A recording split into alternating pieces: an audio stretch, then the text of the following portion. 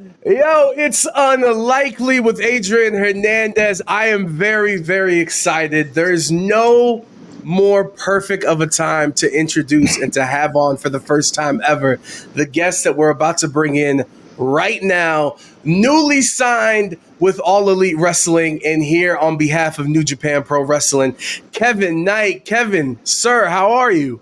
Man, I'm doing wonderful, man. Can't complain. How about yourself? Hey man, well, we holding in. We here based in Las Vegas. Obviously, a Yeah, couple things are going to be happening later this month here in Las I Vegas, so I I can't heard I complain. heard a couple things going on. I heard a couple events might be going on. I'm not sure. Yeah, just one or two, and then the strip's always Yeah, popping. So we'll make do. We'll find out some time to do some stuff. But right. first and foremost, man, it's been real cool. We talked a little bit before the interview started, but when it comes to Unlikely and doing this show, I've really put a lot of intention into this show for the past maybe 2.5 years. And when I did that, I had to get out of the bubble of just watching WWE or just Right. watching AEW. And when I was seeking out to see what's going on in the rest of the world, you were one of the first names that popped up. Wow. And in these past 2.5 years, to see the growth of not only my show, but your career and kind of how it's going, it's like it's a really cool yin and yang situation. And Man. obviously, we are days removed from your first pay per view within AEW at AEW Dynasty with Will Ospreay. Yes, sir. And I know life's been pretty crazy the past couple weeks. So, can you put into words how nuts it's been? Man. When you watching it from afar, it may look nuts, but when you actually doing it, it's just another day at the office. That's how I look at it. It's just another day at the office. I'm in there working. I'm in there with professionals, so I consider myself a professional. So it's nothing. I'm not saying it's nothing to me, but it's just another regular day. I can't think of it as like, oh my God, it's a career defining moment, which it may be, but I just got to go every day, step by step, brick by brick. Well, it's the one thing that they never tell people that, like, yo, you may accomplish your dreams, right? Like, yo, I want to get signed to this company. I want to get signed to that company. And the minute you get signed, you realize, oh, all this work that I've done to lead me up here, it don't matter. Now we got to go It back to don't. work. Oh yes, sir. And Back to that's square one. amazing. Yeah, 100%. And also, I should say, you're joining us to talk about Windy City Riot, which is happening this Friday. You can check it out, New Japan Pro Wrestling World, to check out the pay Yes, per sir. view. Of course, the Intergalactic Jet Setters, we're trying to get those tag team titles back. Ain't no trying. We And doing. Ain't no trying. We doing. facts, no disrespect. And I do want to ask you, because obviously you just signed with AEW, you're doing this show with New Japan. Can you kind of give us some insight with the contract situation and what's going on? Oh yeah, for sure. It's New Japan got nothing to worry about. I'm not going nowhere. And, as I got the AEW graphic, I inked the deal as well with New Japan as well. So New Japan got a deal with me for another year or so, and so does AEW. So I'm doing both. Best of both worlds. The Jet is intergalactic, interdimensional, interpromotional. So I'm just staying true to my name. Hey, a toast to signing two contracts. Salute on that. Salute on that for Much sure. appreciated. Yes, sir. Getting to, I guess you got a little taste of free agency. Of course, you're staying home. You're getting to be Right. a part of AEW. And it's just this new wave of wrestling where, like, I don't think this would have been possible 10 years from now, with companies being like, no, it's cool. Right. For you getting that glimpse of free agency, and there was some rumors and speculation about some stuff we'll get to here in a second, but just Yes, getting sir. that taste and seeing all the attention and people wanting you with all the work that you've been putting in for all these years, how'd that feel? Um, I guess it was kind of validating. The work that I did put in, it wasn't all for naught, and it was just a matter of just exhausting all options, just seeing what's out there. You know what I mean? And got to meet a lot of different people, got to have a lot of different experiences, got to get to see the full scope of the landscape, and just see where I fit best. And yeah, just like you say, it's just putting in that work and just not letting it go to my head. That was the biggest thing. Just not letting it go to my head. Just staying down, and just doing what's best for me and my family. So that's really what it comes down to. And it was really cool these past couple of weeks. It seems like every time people saw you appear on AEW, tweets that I would see would be like, yo, I need to find out more about this guy. Does anyone have any matches for recommendations? A lot of times people would point you to the Shelton Benjamin match, Zack Sabre Jr., just to name a couple. But for you, if I'm asking you, hey, you have to show one match to someone to sum up what you're about, what match would you pick out of curiosity? Man, the Shelton Benjamin one was definitely one of my best recent ones, especially like in one of my home promotions in Seattle. Shout out to Defy. The energy was just different that night. And Shelton really put me to the test. So I would say outside of the Shelton match, maybe my match I had an impact with Moose a couple years ago. I'm not sure if you caught that one. I think that was like the summer of 2023. I feel like that match really was a validating moment to be able to be up. I think he was the world champion at the time with his group and everything. So it was dope just to be able to stand toe to toe with one of those guys like Moose. So I would say definitely check out a Moose match. And it's cool because TNA, to be honest, one of your matches in TNA here that you guys did in Vegas at the Palms, that was the first time I got to see you live, and I was like, "Yo, the highlights don't do you justice, dog. Like, you need to go see you. You need to go see you live." Man, that's my biggest regret. I can't watch myself in person, so y'all got to do it for me. That's a bar. I do want to get to some of the rumors. I think the biggest thing was that WWE wanted you to go out to Orlando in the Performance Center for a tryout.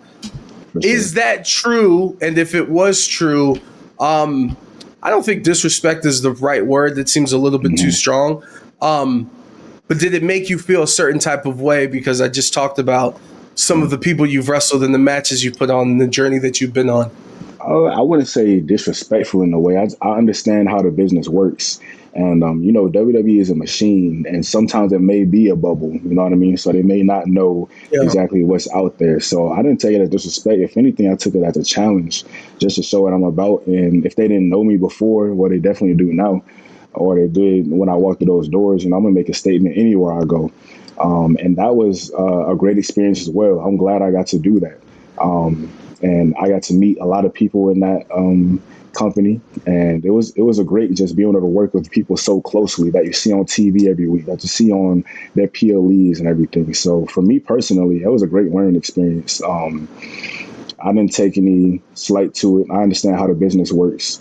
So it was, if anything, a networking opportunity, again, exhausting all of my options. So I feel like I only grew from that, just seeing how they work, seeing what they're looking for, and just seeing the environment that's there, because it's so different from me coming from the LA dojo, you know what I mean, where it's only like 4 of us in a class with Shibata, you know what I mean, and our teacher can't speak English.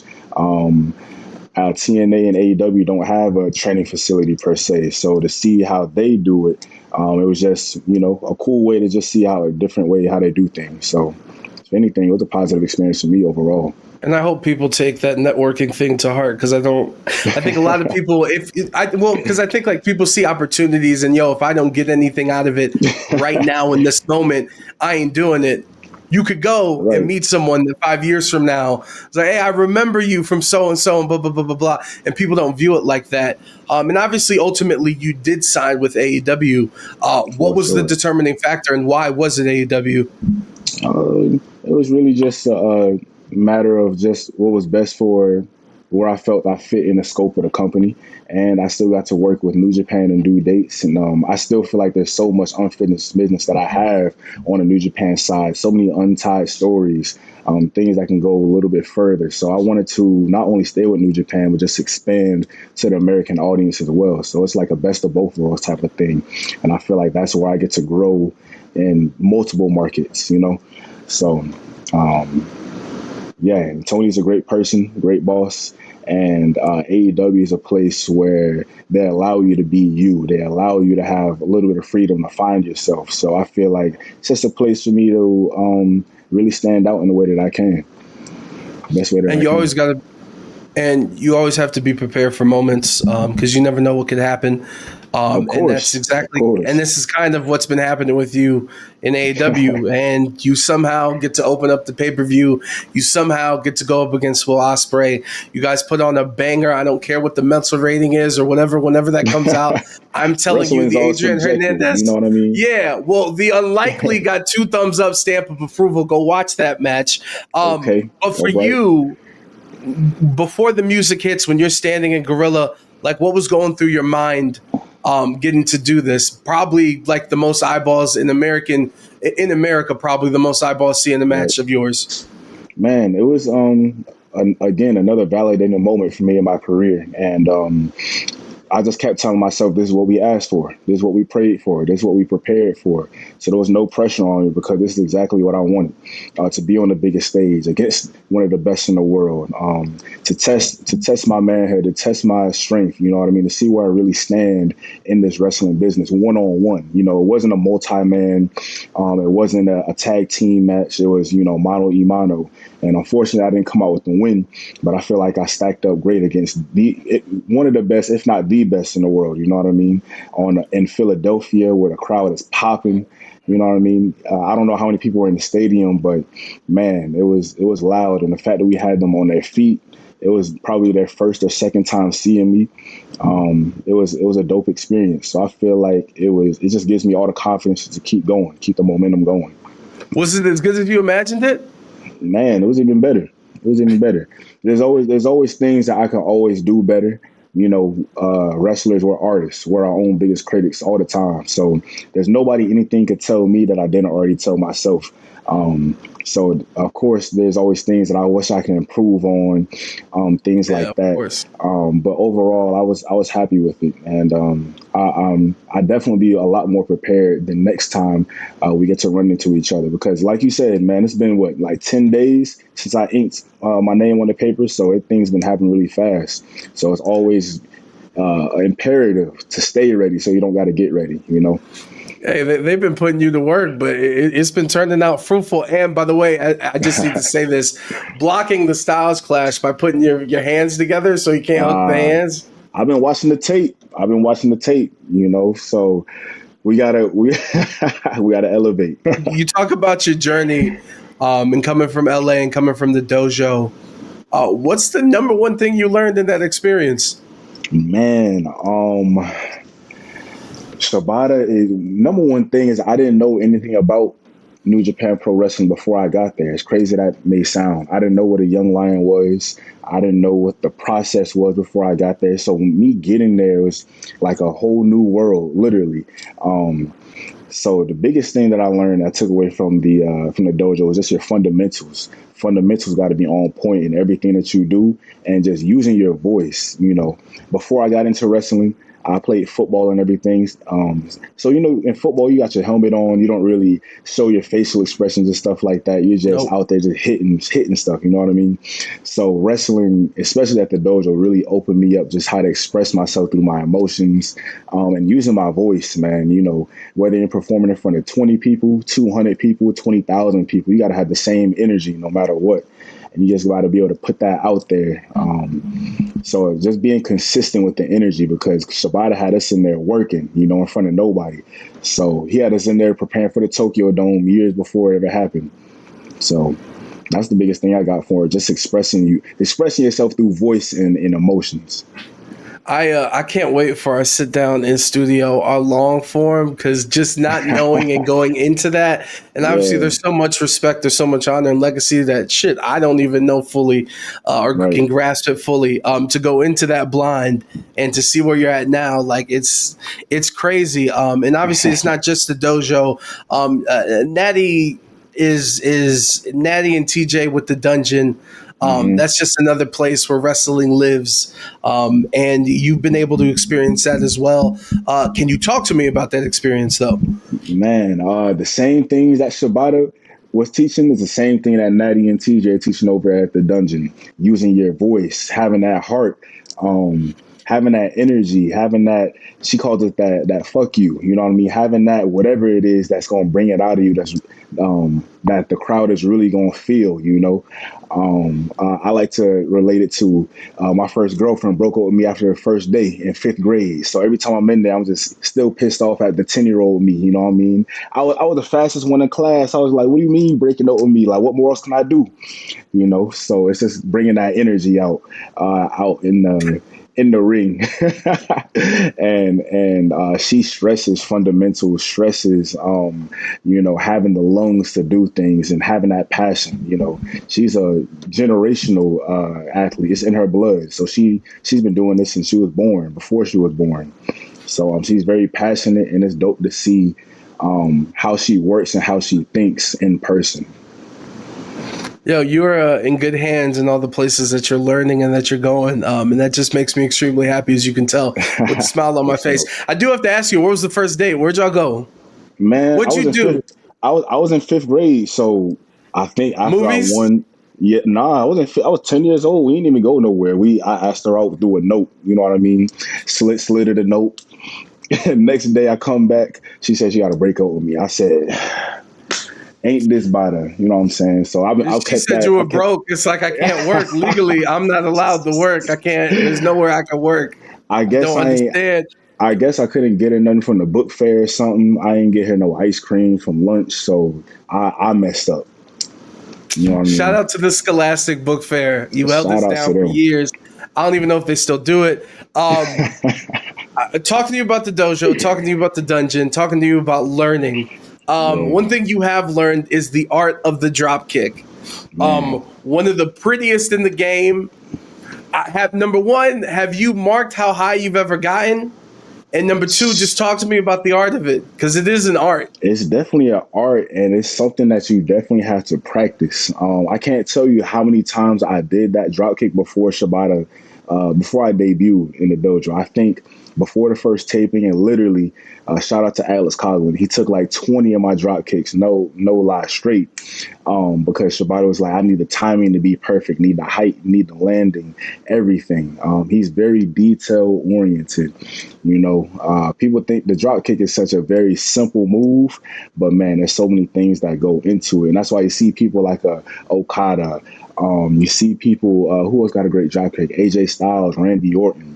Like, that's a staple in their offense because, man, anybody that doesn't even know wrestling knows about a drop kick, you know, and that drop kick got to be lethal. So one, you got to have a good vertical leap. Your arms got to be into it. You got to put your whole body into it. And the second thing, the biggest thing is just the timing. You got to know how to time it up, whether it's they coming off the ropes, whether they're coming off a move, or however you want to place it in the match to get the best reaction possible. You got to know where to place it. So it's definitely an art to having that drop kick, man. It's not no easy task. Yo, it could be its own Jordan logo, to be honest. I mean, you might need to put that logo you on some merch. You can have that idea for free. Say no more. Speaking Say of no more. merch, speaking of presentation, the one thing that is clear on my notes here, I put Wave God vibes. When you Wave come God out, vibes. you Okay. know what I'm saying? Okay. The vibes are immaculate. There's the Max kids B call it type. aura. Yeah, straight up. Yo, talk to me Okay. about the shades. I know some people, they still like the look with the orange pants, the Right. purple Right. with the jacket at Dynasty. Just talk to me about the swag, because that plays a part too. Man. I Yeah, went purple definitely. for you too with the lights, by the way. I did that for you. Nah, oh, hey, much appreciated, much appreciated. Shoot, I got to give the glasses shout out all to Kushida. I love his look, just with his Back to the Future glasses, and with that being my partner, you know, I kind of took that look from him and put it into my own style. I had one of my friends paint over those sunglasses and give it a little reflective look. So it kind of actually came out looking like Owen Hart, Bret Hart's glasses, ironically. And that mixed in with the purple, man, I think it just makes it pop. So I don't know. I like trying out different looks. I like the orange. I like the purple. I've tried out blue before. So it's got to, you know, see what works best. You know, the swag and the fashion is definitely an important part of the wrestling game. Got to have that look down. So I don't know. We're gonna keep playing around and just see what sticks. You know. I feel you. And you brought up your Yeah. tag team partner again. You guys will be going after the tag team titles, the New Japan Strong Openweight tag team titles this Friday, Windy City Riot. You Yes, can go sir. watch it. You can go watch it. New Japan Pro Wrestling World to get the pay-per-view.